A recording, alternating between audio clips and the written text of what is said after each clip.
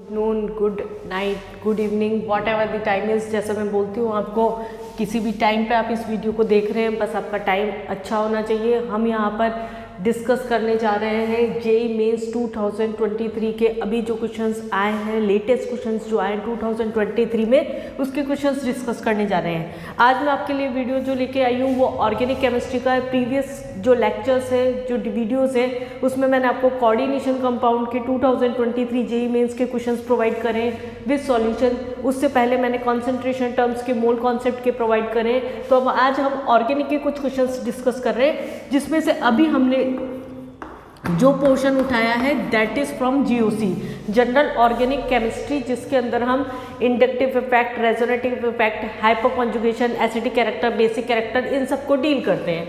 Direct questions थे इस बार acidic character के, लेकिन आपके कॉन्सेप्ट बहुत ज़्यादा क्लियर होने चाहिए थे इसमें।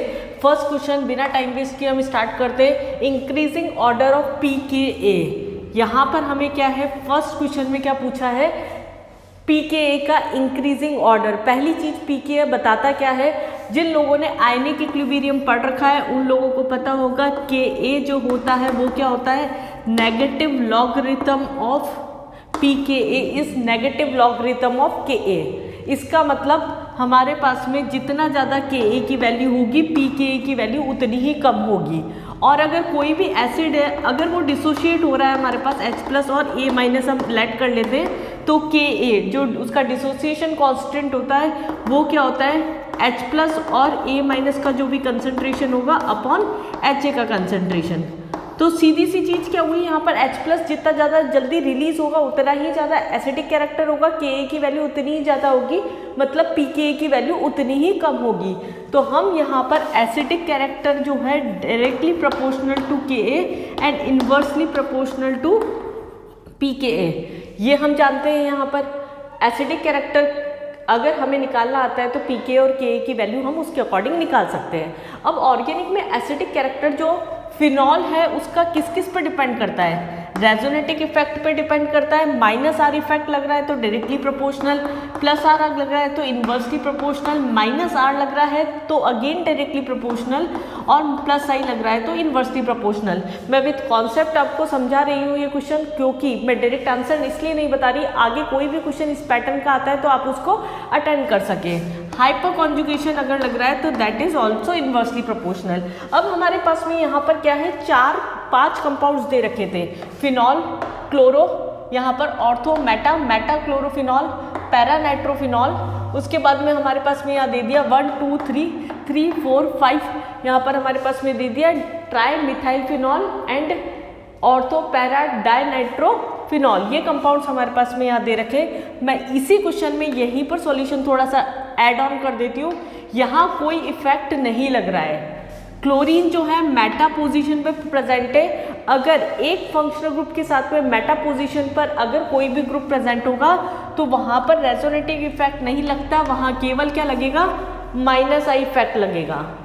NO2 खींचने वाला ग्रुप है, इलेक्ट्रॉन विड्रॉइंग ग्रुप है, ये क्या करेगा, इलेक्ट्रॉन खींचेगा, H+ उतना ही जल्दी रिलीज कर देगा। तो यहाँ पर हमारे पास ये क्या हो गया, -R हो गया। CH3 जो हो गए hyperconjugation as well as meta position पर ये इंडक्टिव करेंगे और ऐसे हाइपोकॉन्जुगेशन करेंगे। और लास्ट जो कंपाउंड दे रखा है यहाँ पर NO2 group, NO2 group again क्या है, दोनों तरफ से ये -R इफेक्ट शो कर रहा है। तो हमने क्या बोला, acidic character directly proportional to -R, मतलब इसका एसिडिक कैरेक्टर सबसे ज़्यादा होगा। उसके बाद में क्या हो जाएगा ऑर्डर में, अगर मैं एसिडिक कैरेक्टर की बात कर रही हूँ तो -R है E में। उसके बाद में नेक्स्ट कंपाउंड है हमारे पास में C। उसके बाद में नेक्स्ट कंपाउंड जो हमारे पास में आ रहा है दैट इज B। नॉर्मल कुछ भी नहीं लग रहा, यहाँ +I लग रहा था, यहाँ -I लग रहा था। अभी हमारे पास में B और बच गया है, तो वो हमारे पास में क्या होगा, E B, देन उसके बाद में नॉर्मल A एंड D। ये क्या हुआ, हमारे पास एसिडिक कैरेक्टर का ऑर्डर आ गया, लेकिन हमें एसिडिक कैरेक्टर का ऑर्डर नहीं पूछा था क्वेश्चन के अंदर। हमें क्या पूछा गया था, यहाँ पर क्वेश्चन में पूछा गया है एसिडिक कैरेक्टर नहीं, Pka। तो Pka की वैल्यू क्या हो जाएगी, इन्वर्सली प्रोपोर्शनल, मतलब हमारे पास में जो ऑर्डर आना चाहिए D का सबसे ज़्यादा, then A, then B, then E, then C then E. तो थर्ड हमारे पास में क्या हो गया, यहाँ ऑप्शन हो गया। एसिडिक और बेसिक कैरेक्टर ऐसे क्वेश्चंस हैं जो जीओसी में से जनरली पूछे जाते हैं। क्या होता है एसिडिक कैरेक्टर में, एलिफेटिक कंपाउंड या एरोमेटिक कंपाउंड मिला के पूछे जा सकते हैं। अगर उधर से क्वेश्चन नहीं आ रहा है तो एक्वस मीडियम में अमोनिया का या फिर प्राइमरी सेकेंडरी टर्शरी अमीन का क्वेश्चन आ जाता है। जैसे ये वाला क्वेश्चन जो था हमारे पास में, नेक्स्ट सेकंड क्वेश्चन जो था वो क्या है, बेसिसिटी पे पूछ लिया। यहाँ पर बेसिसिटी ऑर्गेनिक में जनरली हम प्राइमरी सेकेंडरी टर्सरी अमीन, एनिलीन, अमोनिया, इन्हीं के बारे में डिस्कस करते हैं। क्वेश्चन में साथ में स्पेसिफाई कर दिया था यहाँ पर एक्वस मीडियम। जनरली क्या होता है, बेसिसिटी क्या हो गई, लोन पेयर। अगर हम नाइट्रोजन की बात कर रहे हैं, यहाँ पर हमारे पास में लोन पेयर है, कोई भी ग्रुप है, जितना ज़्यादा लोन पेयर ये जल्दी लूज कर देगा उसकी बेसिसिटी क्या होगी, उतनी ही ज़्यादा होगी। तो हम क्या बोल सकते हैं, basicity is directly proportional to plus R. अगर कोई ग्रुप देने वाला होगा तो वो उसका इलेक्ट्रॉन डेंसिटी बढ़ाएगा। Inversely proportional to minus R, directly proportional to plus I, inversely proportional to minus I. इसके अकॉर्डिंग हम जनरल बात करें तो ऑर्डर जो होता है प्राइमरी सेकेंडरी टर्शरी अमीन का वो होता है 3 डिग्री, 2 डिग्री, 1 डिग्री। बट यहाँ पर क्वेश्चन में पूछा गया था एक्वस मीडियम के अंदर। अगर हमें एक्वस मीडियम के अंदर कंडीशन पूछिए, इसके मतलब यहाँ एक नया इफेक्ट और लग जाता है, दैट इज सॉल्वेशन इफेक्ट। एक बार फर्स्ट क्वेश्चन जो है इसका स्क्रीनशॉट लेके रखना चाहे आप आगे के लिए तो लेके रख लीजिए। मैं सेकंड क्वेश्चन का जिससे सॉल्यूशन कर सकूं। यहाँ पर हम बात कर रहे हैं यहाँ बेसिसिटी की।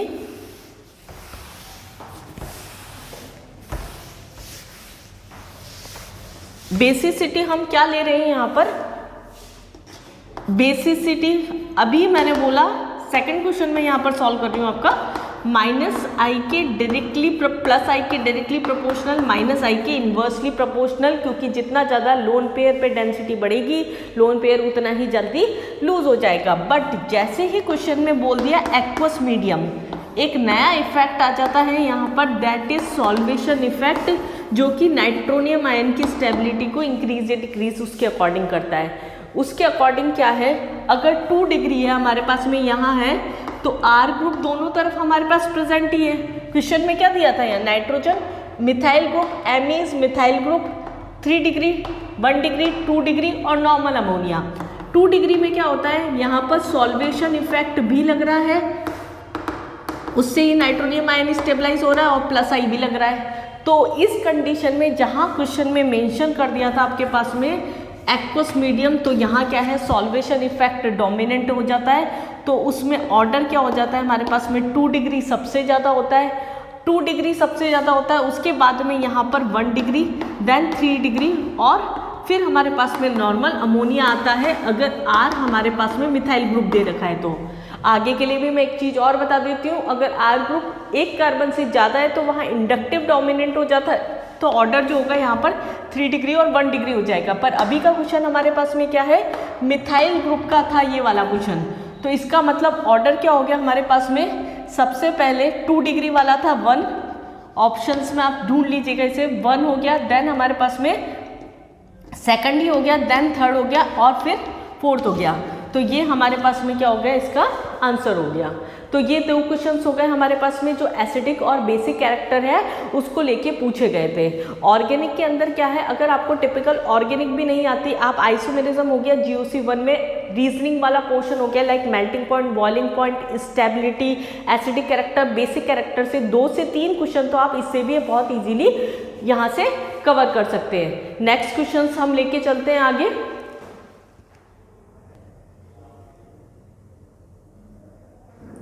नेक्स्ट क्वेश्चन हम लेके चलते हैं, यहाँ पर करेक्ट ऑर्डर पूछा गया था, मैच द कॉलम का क्वेश्चन था। यहाँ पर क्या है, फंक्शनल आइसोमर्स और मेटामर्स पर क्वेश्चन था, मतलब कुल मिला के स्ट्रक्चरल आइसोमेरिज्म पे। स्ट्रक्चरल आइसोमेरिज्म पे जो आपका क्वेश्चन आया है, यहाँ पर क्या है, 4 ऑप्शंस दे रखे, 2 पेंटीन और 1 पेंटीन। हमें बोला मेटामर्स, मेटामर्स की कंडीशन क्या होती है, किसी भी ब्रिज फंक्शनल ग्रुप के सराउंडिंग में एल्काइल ग्रुप जो होते हैं वो सेम होने चाहिए। यहाँ पूछा था करेक्ट, पेंट 1 इन और पेंट 2 इन, कोई ब्रिज फंक्शनल ग्रुप है ही नहीं यहाँ पर, तो एल्काइल ग्रुप का कोई क्वेश्चन ही नहीं बनता। मेटामर्स क्या होते हैं, लाइक CO ग्रुप है यहाँ पर, ये दोनों ग्रुप जो यहाँ पर प्रेजेंट है वो दोनों ग्रुप डिफरेंट होने चाहिए। तो हमारे पास में ये ऑप्शन जो हो गया एलिमिनेट हो गया यहाँ से। हेक्स 2-on एंड हेक्सेनल, ये देख के पता पड़ रहा है फंक्शनल आइसोमर्स क्या होते हैं, जिसमें मॉलिक्यूलर फॉर्मूला दो कंपाउंड्स का सेम होता है लेकिन उसमें क्या है फंक्शनल ग्रुप बदल जाता है। अगर हम इसे बना रहे हैं, क्या दे रखा था हमें, हेक्सेन 2-on, ये हमें दे रखा है यहाँ पर हेक्सेन 2-on एंड दूसरा हमारे पास में दे दिया यहाँ पर हेक्सेनल। ये कंपाउंड हमें दे रखे, इन दोनों को क्या है मॉलिक्यूलर फॉर्मूला भी सेम है और दूसरा यहाँ पर फंक्शनल ग्रुप चेंज हो रहा है। तो ऑप्शन तो हमारा यही टिक हो गया। मेंस का क्वेश्चन है, सिंगल चॉइस का सही हमारे पास में करेक्ट होते हैं ओनली। दूसरा हमारे पास दिया था, एक बार और ऑप्शन चेक कर लेते हैं कहीं हमने जल्दी तो नहीं कर दी क्वेश्चन सॉल्व करने में। पेंटेन 3-on और पेंटेन 2-on, यहाँ पर क्या है केवल on मतलब कीटोन ही है, इसका मतलब कोई फंक्शनल आइसोमेरिज्म नहीं है। पेंटेनोइक एसिड, हेक्सेनोइक एसिड दोनों कंपाउंड सेम है, ये भी कोई फंक्शनल आइसोमर नहीं है। बेसिकली फंक्शनल आइसोमर्स की कंडीशन क्या होती है कि फंक्शनल ग्रुप जो है वो चेंज होना चाहिए। जैसे अल्कोहल है, ईथर हो गया, एल्डिहाइड है, कीटोन हो गया, कार्बोक्सिलिक एसिड है तो ईस्टर बन गया, साइनाइड है आइसोसाइनाइड बन गया। तो ये डायरेक्ट टिक मार्क है, बिल्कुल 15 सेकंड के अंदर अंदर क्वेश्चन सॉल्व हो जाने वाला क्वेश्चन था, बहुत ही कम टाइम। तीनों क्वेश्चन जो है अभी हम कर रहे हैं वो बिल्कुल डायरेक्ट क्वेश्चन थे, बहुत जल्दी सॉल्व हो जाने थे। अगला हमें बोला था arrange the following in increasing order of boiling point. क्या बोला यहाँ पर, बॉइलिंग पॉइंट।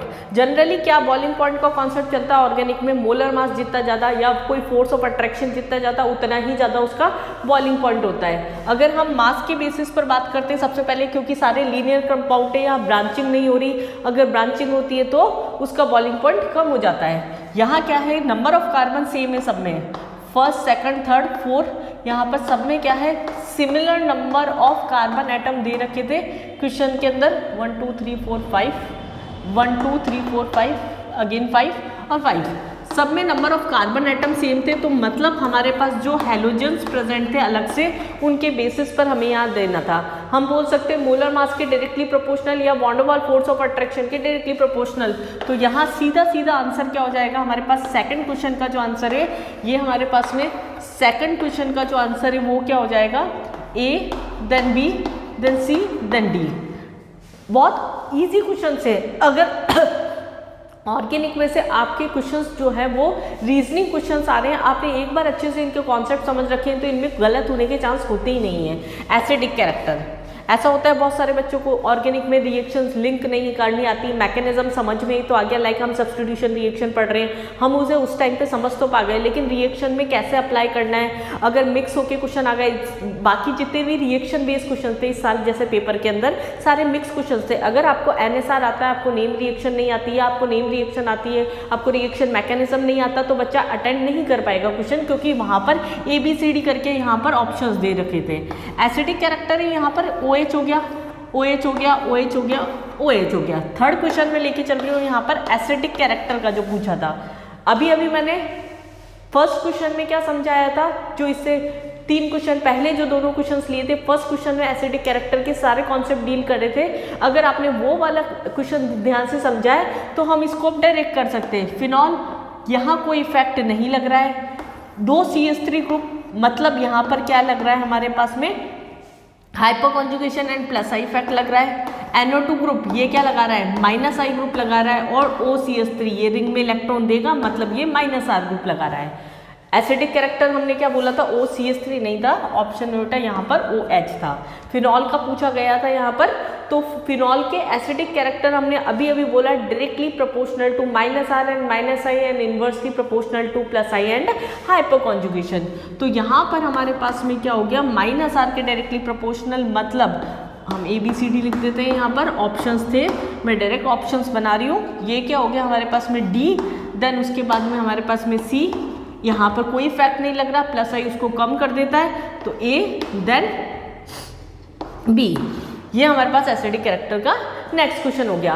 तो अभी जो इस लेक्चर में हम डील कर रहे हैं ओनली GUC1 के और रीजनिंग पोर्शन या फिर आइसोमेरिज्म के क्वेश्चंस डील कर रहे हैं। नेक्स्ट जो भी मैं वीडियो आपके लिए लेके आऊँगी उसके अंदर हम GUC2 या रिएक्शन मैकेनिज्म के किस टाइप के रिएक्शंस के क्वेश्चंस आए थे ऑर्गेनिक से, वो डील करेंगे। ओके, स्क्रीनशॉट आप लोग ले लीजिए, जिसको भी एक बार समझने के लिए ये क्वेश्चंस के सॉल्यूशंस देखने के लिए स्क्रीनशॉट चाहिए, वो स्क्रीनशॉट लेके रख सकते हैं। नेक्स्ट वीडियो में मिलते हैं हम।